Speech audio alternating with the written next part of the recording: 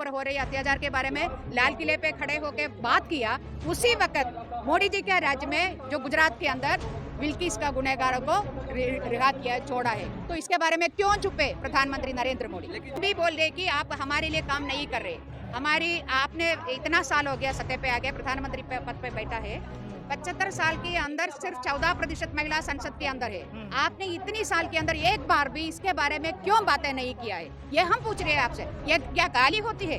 हमारी ताकत है नफरत में नहीं, हमारी एकता में है। इसलिए हम एकता के लिए बात रख रहे हैं।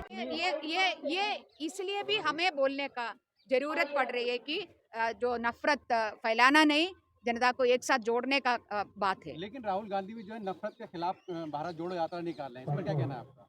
राहुल गांधी अपना वो सोच रहे अपना काम कर रहे हैं, हम अपना काम कर रहे हैं। हम इधर महिलाएं बोल रहे हैं कि क्योंकि आज महिलाओं के ऊपर हमने देखा है कि जो बिल्किस का गुनहगारों को कैसे छोड़ा है, और कोर्ट ने माना है ये क्राइम किया है, गुनाह किया है, इसलिए उनको जेल में डाला था, मगर उधर से रिहा किया है, और जिस प्रकार उसको एक वेलकम किया है, वेलकम करती जा रही है, तो इसका मतलब संस्कारी ब्राह्मण ये सब नहीं करेंगे। इसका मतलब क्या है? जो 75 साल के अंदर इस देश की महिलाएं ने इतना कुर्बानी दे के इतना सारा कानून बनाए थे, चाहे जो अभी लेटेस्ट एंटी रेप लॉ हो, हर वक्त महिलाओं की ब्लड का ऊपर, महिला की डेड बॉडी का ऊपर तमाम कानून बनाई थी इस देश के अंदर, और ये एक रेमिशन की वजह से तमाम कानून एक मीनिंगलेस हो गए, कोई वैल्यू ही नहीं है। क्योंकि आप यदि जो सत्ता पे सरकार बैठा है वो चाहती है तो कोई भी गुनहगार को आप मुफ्त क्या है फ्री कर सकती है, जेल से छुड़ा सकती है।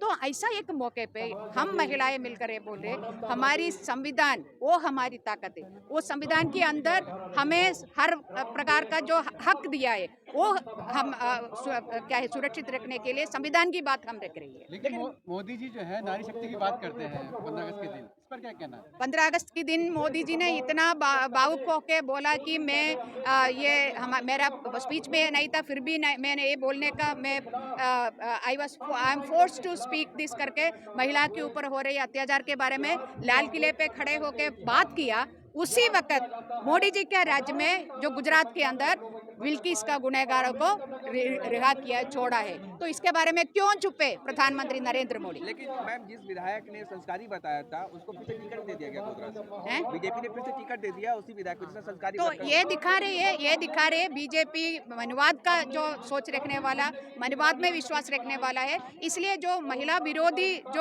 जो मानसिकता है उसको बढ़ाने के लिए, तो ये आगे बढ़ाने के लिए एक अच्छा बंदा है सोचकर उसको फिर से टिकट दे दिया। तो उनकी जो कैंडिडेट्स में आप देखिए, ऐसा चाहे वो दूसरी पार्टी से आया हो, अपनी पार्टी में हो, महिला विरोधी जो माइनॉरिटी विरोधी जो बातें बोल रही है उन्हीं को ज्यादा प्रमोशन कर रही है, क्योंकि उनकी आइडियोलॉजी वो है, उनकी पॉलिटिक्स वो है। मोदी जी की कैबिनेट में तो 11 महिला मंत्री है।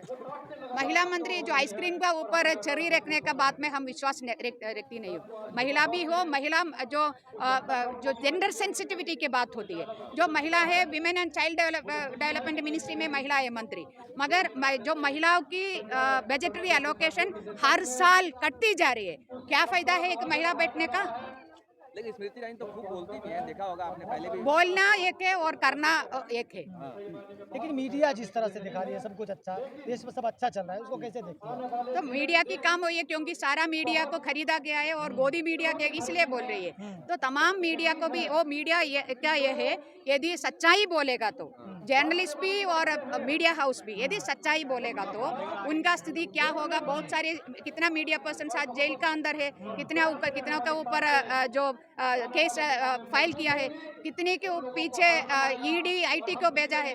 तो उसी चीज से बचने के लिए वो उनकी जो देश की सच्चाई को क्या है उसको नजरअंदाज रख के झूठ फैलाने में वो तुला हुआ है। लेकिन प्रधानमंत्री के खिलाफ भी नफरत फैलाया जा रहा है, कहा जा रहा है कि हमें 2-2 किलो गालियां, 3-3 किलो गालियां दी जा रही है, रोज गाली मिलती है। एक प्रधानमंत्री यदि ये बोले, क्योंकि प्रधानमंत्री को पूछना चाहिए आप लोग कि क्या गालियां दे रहे हैं आपको, ये बोल रहे हैं ना, हम भी बोल रहे हैं कि आप हमारे लिए काम नहीं कर रहे, आपने इतना साल हो गया सत्ता पे आ गया, प्रधानमंत्री पद पे बैठा है, 75 साल के अंदर सिर्फ 14% महिला संसद के अंदर है। आपने इतनी साल के अंदर एक बार भी इसके बारे में क्यों बातें नहीं किया है? ये हम पूछ रहे हैं आपसे। ये क्या गाली होती है?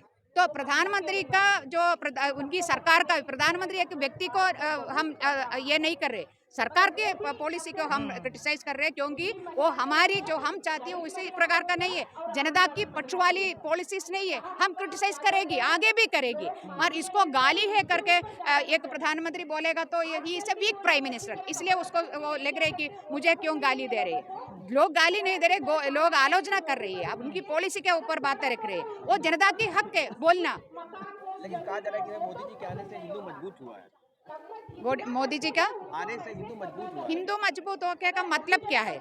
इस देश की 80% जनता 20 रुपए से कम आमदनी से हर दिन जी रही है, वो हिंदू का क्या हो गया? वो उसमें से हिंदू भी है, देश का ज्यादातर जनसंख्या हिंदू धर्म का है, तो उसमें से कितना का जो 20 से ऊपर हो गया उसका आमदनी, ये हिंदू का उन्नति हो गया मतलब क्या है? मंदिर बन गया ना मैम। मंदिर बनने से इस देश की जनता का क्या? आप हमें एक चीज से है कि इस देश के चाहे हिंदू हो, इस देश के मुसलमान हो, इस देश के ईसाई हो, जो भी धर्म में भगवान में ईसाई विश्वास रखने वाला, वो हर एक को निश्चिंत होके आपके हमारा भगवान के सामने अपना प्रार्थना करने का एक वातावरण चाहिए, ऐसा एक कंडीशन चाहिए।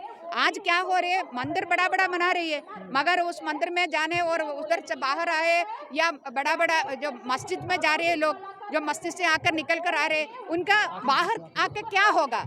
रास्ते पे चलते चलते क्योंकि मेरा ड्रेस है, क्योंकि मेरा एक स्कल कैप है, या मेरा एक मूछ है, और या मैंने शू पहना है, तो इस वजह से भी इस देश की जनता को जो अटैक कर रही है, उसके बारे में क्या बोले? तो मंदिर हिंदुओं की क्या है, हिंदुओं की उन्नति हो गया बोलने से पूछना यह है, हमारी देश की जो 80% जनता की 20 रुपए की आमदनी है, इसमें से कितना लोगों का आमदनी बढ़ा है? लेकिन आज जो है ना भारत के अंदर इतनी नफरत फैल चुकी है कि इंसान गाय के नाम पर इंसान को मार दिया जाता है। इस नफरत को आप कैसे मिटाएंगे, कैसे खत्म करेंगे? इसलिए हम बोले हमारी ताकत है नफरत में नहीं, हमारी एकता में है, एकता में है, इसलिए हम एकता के लिए बात रख रही है, संविधान के बारे में बात रख रही है। ठीक है मैम, थैंक यू।